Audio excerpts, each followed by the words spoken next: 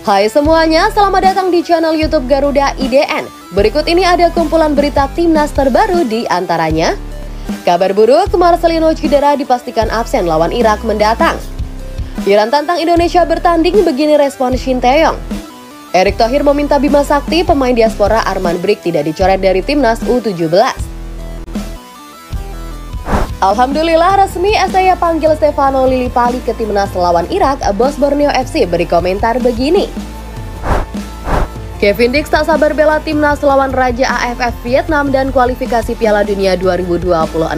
Dirinya pun incar Duan Van Hau yang suka main kasar. Namun sebelum lanjut, kami minta pada kalian untuk menekan tombol like terlebih dahulu. Dan buat yang belum subscribe, mari subscribe dulu channel ini. Jika sudah, yuk simak baik-baik video berikut ini.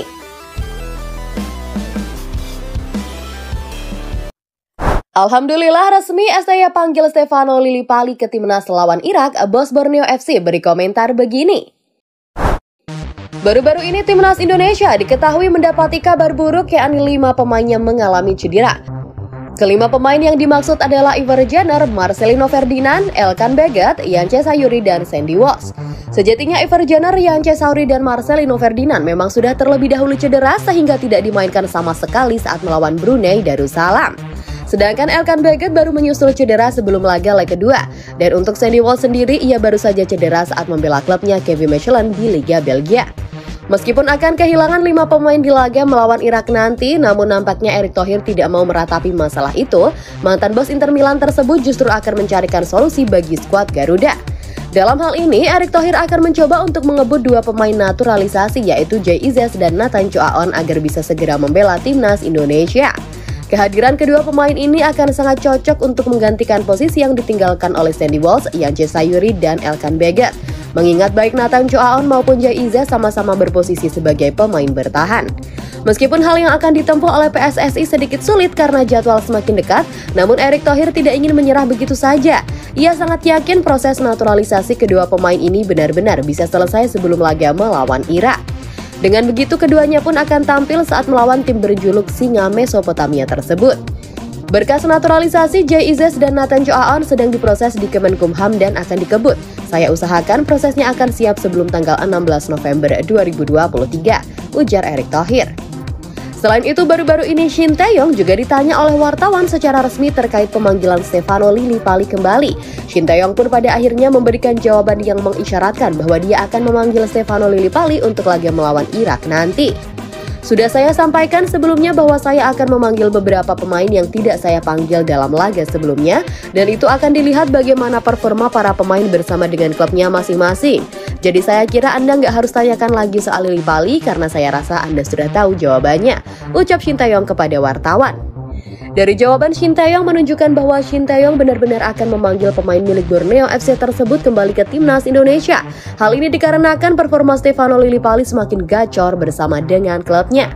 Di laga terakhir saja, Stefano Lillipali sukses mengukir hat-trick ke gawang Dewa United. Perlu diketahui bahwa tidak banyak pemain Liga 1 yang bisa mengukir hat-trick musim ini. Sejauh ini baru 3 pemain saja yang bisa melakukannya. Ketiga pemain tersebut adalah David da Silva dari Persib Bandung, Gustavo Almeida dari Arema FC, dan Stefano Lillipali dari Borneo FC. Menariknya lagi, Stefano Lillipali menjadi satu-satunya pemain lokal yang bisa melakukannya, sedangkan David da Silva dan Gustavo Almeida berstatus pemain asing. Maka bisa dipastikan tidak ada lagi alasan bagi Shin Tae-yong untuk tidak memanggil pemain berusia 33 tahun tersebut ke timnas. Mengingat Stefano Lillipali tidak hanya mampu mencetak hat-trick di laga terakhirnya, melainkan juga menjadi pemain lokal yang paling produktif musim ini. Pemain berdarah Belanda tersebut sudah sukses mencetak total 9 gol dan 8 assist musim ini. Stefano Lillipali nantinya akan bisa mengisi posisi yang ditinggalkan oleh Marcelino Ferdinand atau Iver Jenner yang tengah cedera. Selain itu, komentar dari Shin Tae-yong juga membuat pemilik Borneo FC, Nabil Hussein, sangat senang meskipun sebelumnya ia sendiri jengkel karena Stefano Lillipali tidak dipanggil saat lawan Brunei Darussalam. Saya kira komentar dari Shin Tae-yong cukup positif dan saya sangat senang mendengarnya karena ia sudah bisa melihat bagaimana kontribusi pemain di lapangan. Saya kira ini juga akan menjadi kesempatan emas bagi Stefano Lillipali untuk membuktikan kualitasnya, ujar Nabil Hussein. Lalu bagaimana tanggapanmu akan hal ini? Siapa saja saat ini pemain yang harusnya dipanggil ke timnas selain Stefano Lillipali? Yuk tulis pendapat kalian pada kolom komentar. Kevin Dix tak sabar bela timnas lawan Raja AFF Vietnam dan kualifikasi Piala Dunia 2026. Dirinya pun incar Duan Van Hau yang suka main kasar. Baru-baru ini Erick Thohir berencana untuk merombak skuad Garuda secara besar-besaran. Ketua Umum PSSI akan membuat timnas Indonesia semakin kuat dengan mendatangkan para pemain grade A, salah satunya adalah Kevin Dix. Kevin Dix sendiri saat ini berstatus sebagai pemain milik Copenhagen. FC Copenhagen sendiri adalah klub kasta tertinggi Liga Denmark yang juga tampil di Liga Champions Eropa musim kompetisi 2023-2024. Bersama FC Copenhagen, Kevin Dix tidak hanya numpang nama saja, melainkan juga berhasil menghuni skuad utama. Bahkan ia juga tampil saat timnya menghadapi raksasa Premier League Manchester United dalam ajang Liga Champions Eropa beberapa waktu lalu. Kehadiran Kevin Dix berhasil membuat lini pertahanan Copenhagen kokoh sehingga tidak menjadi lumbung gol bagi setan merah. Saat itu klubnya Kevin Dix hanya kalah tipis dengan skor 0-1 dari Manchester United. Terlepas dari hasil pertandingan tadi, baru-baru ini Kevin Dix merasa murka, dirinya justru tak sabar untuk bisa segera membela timnas Indonesia melawan Raja AFF Vietnam. Bahkan ia mengincar pemain Duan Van Hau. Hal ini bukan tanpa alasan, melainkan karena ia ingin membalaskan perlakuan kasar yang kerap dilakukan oleh Duan Van Hau terhadap para pemain Indonesia. Bahkan dalam ajang SEA Games 2019 sendiri, Duan Van Hau pernah membuat Evan Dimas sampai cedera karena tackle-nya. Tackle keras dari Duan Van Hau juga membuat Evan Dimas frustasi sampai saat ini. Pemain milik Arema FC tersebut sudah tidak bisa bermain sebaik dulu lagi, padahal dulunya ia sempat digadang-gadang sebagai masa depan timnas Indonesia karena skillnya di atas rata-rata. Menurut Kevin Dix, Duan Van Hau harus merasakan balasan yang setimpal dengan perbuatannya itu. Sejujurnya saya sudah tidak sabar untuk membela timnas Indonesia. Saya akan memberikan segalanya untuk Merah Putih. Selain ingin tampil dengan performa terbaik, saya juga ingin memberikan pelajaran untuk Duan Van Hau, ujar Kevin Dix. Kalau saya bisa berduel dengan pemain tersebut, saya akan tackle keras dia supaya dia ingat apa yang telah ia lakukan kepada para pemain Indonesia.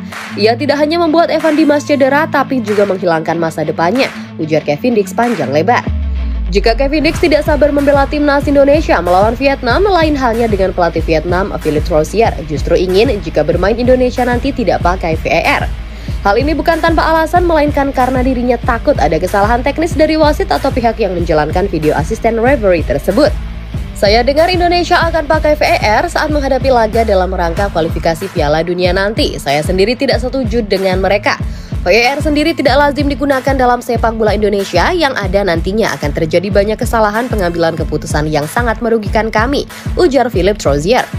Jika pada akhirnya mereka tetap memaksa untuk pakai VAR, maka kami pastikan kami tidak akan mau melawan mereka.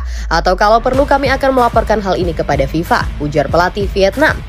Namun nampaknya keinginan dari pelatih Vietnam itu tidak akan menjadi kenyataan. Hal ini dikarenakan secara resmi FIFA telah memutuskan bahwa saat laga timnas Indonesia versus Vietnam harus tetap pakai VAR. Hal ini dikarenakan sang rival ini sering melakukan tindakan yang tidak sportif dalam setiap pertandingan dan senang memprovokasi lawannya. Selain itu, FIFA juga menilai banyak sekali kecurangan yang dilakukan oleh Vietnam yang luput dari pantauan wasit. Maka VAR pun sangat dibutuhkan agar laga tersebut benar-benar bisa berjalan dengan adil dan tidak ada pihak yang akan dirugikan.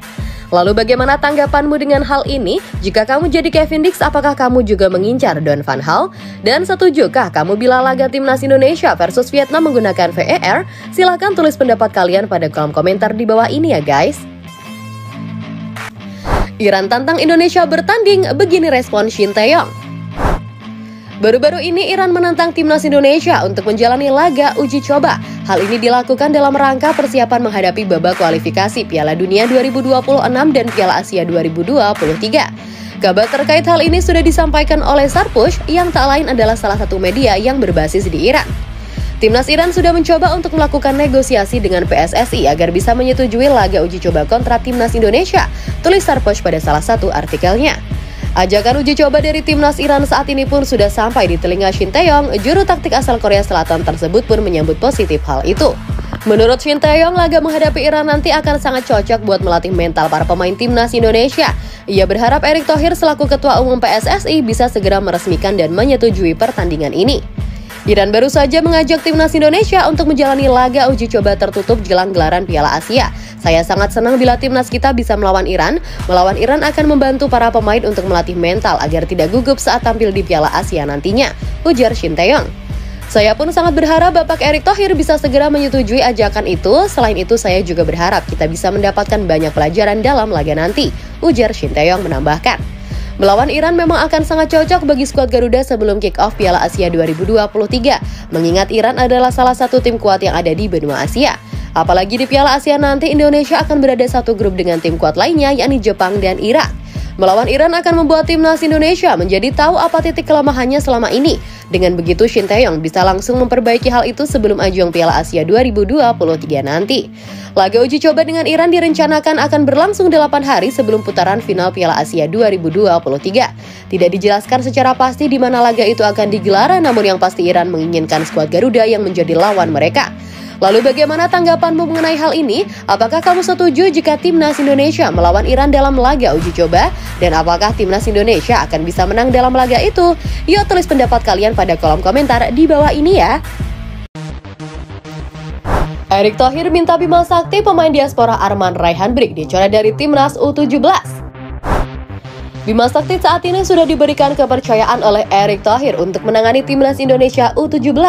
Selama menukangi timnas kelompok umur tersebut, Bima sangat terkenal sering mencoret pemain diaspora dari skuad. Dalam hal ini, Bima Sakti sudah mencoret total 5 pemain diaspora. Saat ini ada 3 pemain diaspora lagi di tubuh timnas Indonesia U17.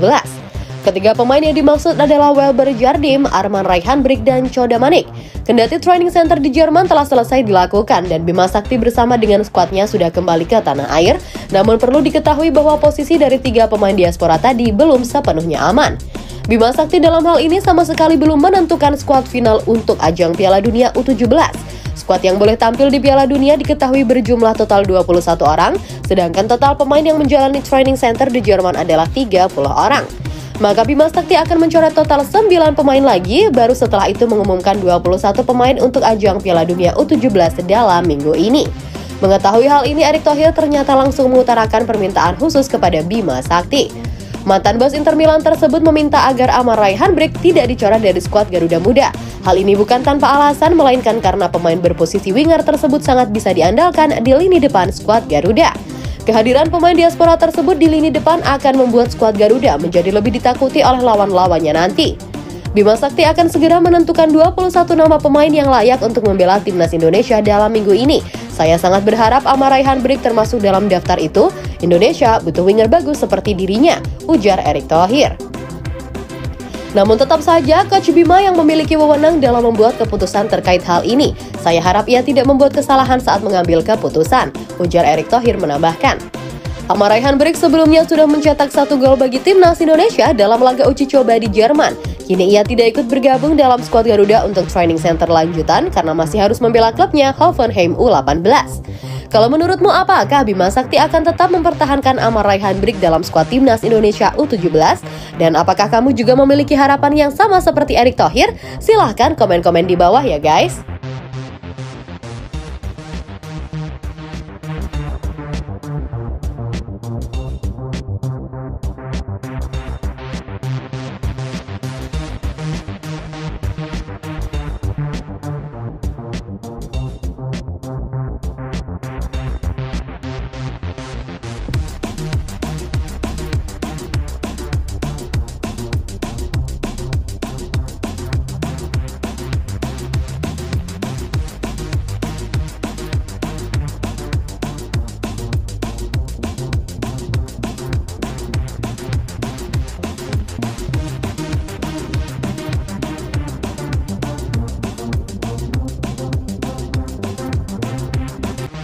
Kabar buruk, Marcelino cedera dipastikan absen lawan Irak mendatang.